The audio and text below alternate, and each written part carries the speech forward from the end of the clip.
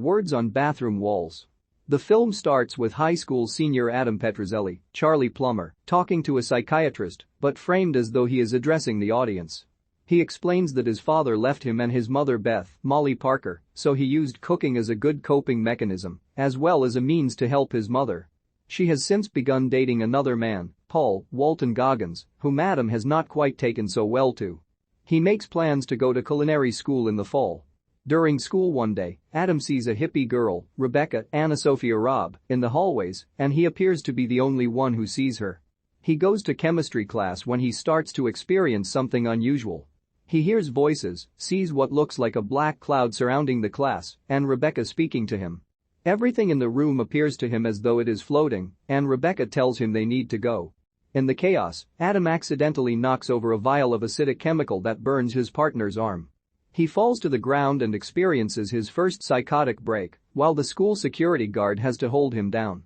Adam is diagnosed with schizophrenia and is expelled from school, with many of the other kids thinking he's a freak. He has started undergoing a medical trial to combat his condition, but he continues to hear voices, most notably a deep threatening voice, and sees 3 frequent visions: Rebecca, who acts as the positive voice, Joaquin, Devon, Bostick, the horny best friend, and a man in a jumpsuit known only as the bodyguard, Lobo, Sebastian, who always carries a bat and appears whenever he thinks Adam is feeling threatened.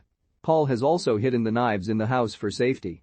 Beth and Paul take Adam to transfer to St. Agatha's Catholic school. They meet Sister Catherine, Beth Grant, for an interview, which Adam sees as the whole room being on fire. Adam is accepted to the school, but his condition is not made known immediately. After the interview, Adam goes to the bathroom. He finds the school's valedictorian, Maya Arnaz Taylor Russell, making a secret transaction with another student, Ted Drew Sheed, as she has been tutoring him in secret. They see Adam, and Rebecca and Joaquin appear to comment on Maya as she approaches Adam. She just tells Adam not to say anything about what he saw, and he agrees. Adam begins his time at St. Agatha's, but he already has trouble focusing on his work. Maya later approaches him again, and the visions can see that he is attracted to her. She explains that she helps the other students as a side hustle, keeping it secret from the staff. After she leaves, Adam takes his meds to keep the visions from continuing to pester him. At home, Adam is annoyed that his mom and Paul have given him a plastic knife to use during dinner. He expresses clear disdain toward Paul, while also hearing the deep voice saying that he is not the son his mom wanted. With his grades already failing into his second week of school, Adam seeks Maya out for tutoring help. She even meets Beth and Paul to make it legitimate, and they agree to pay her to help Adam. He takes Maya to see his room where they exchange banter, and she samples some of his cooking before they get to work and studying. Beth later drives her home. Adam's grades improve, and as he continues to take the pills, he keeps the visions at bay. He even gets back to cooking, which makes Beth happy. He also visits Father Perez, Andy García, at the school for confession, even though he doesn't consider himself a religious person. One morning, Adam wakes up to peace and quiet, thinking things are turning around for the better. To celebrate his improvement, he invites Maya to hang out, which she accepts. While they are out, one of the bullies from Adam's old school recognizes him with his friends, and they call him Straightjacket. When the bully mocks Adam and tries to touch Maya, she slaps him hard across the face before he and the others just leave. When Maya asks Adam what that was about, he only tells her that he got expelled from his last school over a fight. Sister Catherine catches Maya trying to meet with Ted again, and she forces her to drop the tutoring gig. Adam tries to hang out with her again and later goes to try and find her at her house and comes to a poorer neighborhood where he meets her father and 2 younger brothers.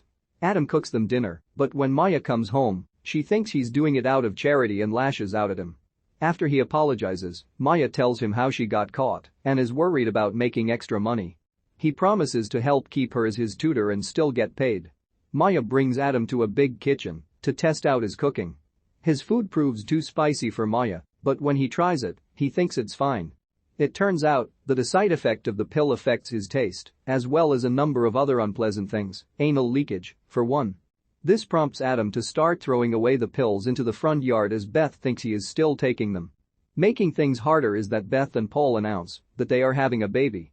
Adam hears the deep voice express insecurity over a new kid that might be more normal, as well as seeing his mom appear as a distorted image. This also makes the visions come back to annoy him. It almost causes him to have another psychotic break at school, but he walks out even as Maya follows and tries to find out what's wrong. Charlie tries to make it up to Maya by taking her to an outdoor screening of her favorite movie, Never Been Kissed. Towards the end, Rebecca and Joaquin try to encourage Adam to make his move, but the deep voice starts to prey on his insecurity. He inadvertently grabs Maya's hand, but she wants to know what is going on with him.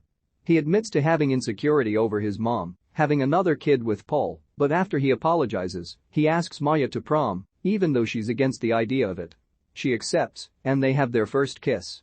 His work gets so much better that he writes an essay that is accepted to be read at graduation. Adam finds Paul writing an email and finds it suspicious. When he gets to school, Sister Catherine tells him that they learned about his condition and the incident at his last school, and instead of an expulsion, they are just suspending him temporarily. Adam thinks Paul sent them this in the email, and he lashes out at him. Suspension also means he can't go to prom, but he defies everyone's orders and goes anyway. He picks Taylor up and is amazed by how she looks, but even as they dance and try to have a good time, Adam is plagued by the deep voice, as well as Sister Catherine finding him and trying to kick him out. As things start to blur around him, Adam pushes the nun to the ground and runs away. He runs to the top bleachers and falls over the ledge when he sees the black cloud surrounding him. Adam is taken to the hospital and wakes up to see Beth and Paul. Maya soon shows up, but Adam becomes too overwhelmed by the presence of the visions, so he starts to yell at Rebecca and the bodyguard to go away, then yelling at everyone to leave as he breaks down. He is later expelled from St. Agatha's and placed in a psych ward. Father Perez visits him despite an earlier encounter where Adam was rude to him when he tried to offer advice. After Perez says that he was not aware of what Adam was struggling with, Adam apologizes for his behavior and he agrees to join Perez in prayer. Beth visits Adam in the hospital and gives him a printed copy of the email that Paul sent to St. Agatha's. Contrary to what Adam thought, Paul was expressing his support for his stepson and thought suspending him was cruel, saying that they must show more care for Adam's condition. Realizing how much Paul cares about him, Adam runs to catch up with him and Beth, and he hugs Paul for the first time, making it clear that he will be better in accepting him as a new father figure. On graduation day, Beth and Paul take Adam to the ceremony, where, despite Sister Catherine's attempt to speak up, Father Perez shows support for Adam. The deep-voiced black cloud tries to get Adam, but he gathers the courage to address the student body calmly. He recites his essay in which he discusses his condition and battle with schizophrenia, but that he knows that he will not be defined by his illness. He leaves the auditorium, with only Rebecca cheering him on, unfortunately, but Maya runs to catch up to him afterwards. Adam apologizes for not telling her the truth from the beginning, and they express their love for each other. Joaquin then encourages Adam to kiss her, which he does. Adam gets accepted to the culinary school he wanted to go to, and he becomes a good big brother to Beth and Paul's kid. Paul also shows more dedication to Adam, even seeming to notice when Adam is hearing the voices in the closet. The film closes with Adam attending the culinary school with his own personal set of knives, ready to brave the path ahead. Adam Petrozelli is an aspiring chef that suffers from schizophrenia, causing him to hear voices and see visions, the three most recurring being Rebecca, hippie angel on the shoulder type, Joaquin, horny devil on shoulder type, and the bodyguard, there whenever Adam feels uncomfortable. He transfers to a new school and meets Maya, the valedictorian who tutors on the side. They strike up a friendship that slowly turns into a romance, but Adam doesn't tell Maya about his condition. After Adam stops taking his medication due to some side effects that hinder his cooking, among other things, he sees the visions more and lashes out at people like his mother's boyfriend Paul after learning they are having a baby, making him insecure, and the school's priest Father Perez.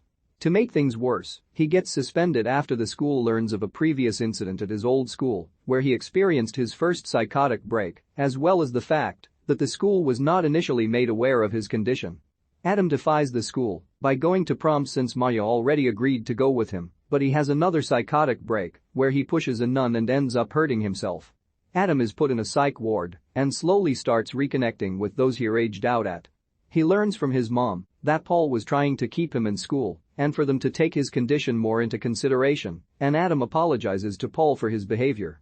Adam later goes to graduation after Father Perez approves of it, and Adam gives a speech where he owns up to his condition but chooses not to be defined by it.